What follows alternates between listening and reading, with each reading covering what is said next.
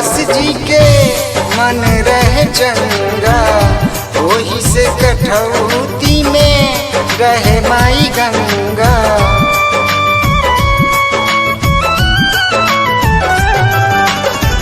गुरु रविदास जी के मन रहे चंगा, ओही से कठौती में रहे माई गंगा।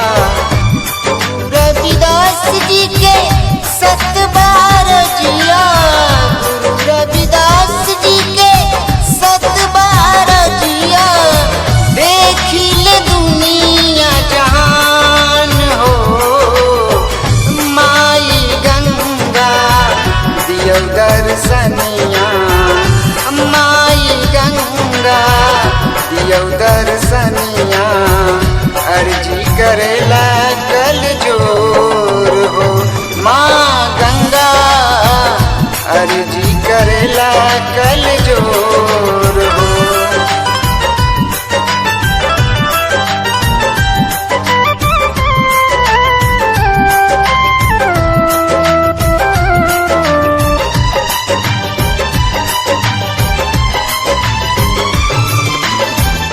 दुनिया में देखली ना ऐसन ज्ञानी, जिनके कठौती में गंगा महारानी।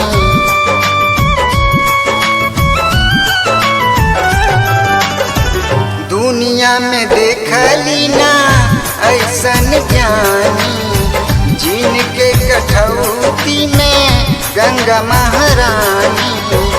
गुरु रविदास जी के जन्मदिन मनाई, गुरु रविदास जी के जन्मदिन मनाई। जिंदगी हो जाई सतनाम हो, माई गंगा दियो दर्शनिया, माई गंगा दियो दर्शनिया।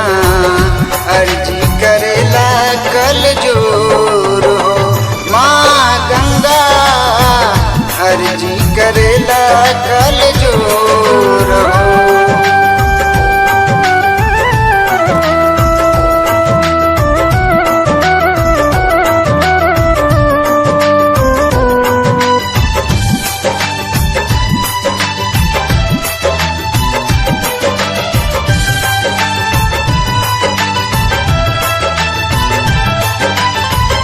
जबले सूर्य चांद बा महिमा गाई, ओही से कठौती में रहे गंगा माई।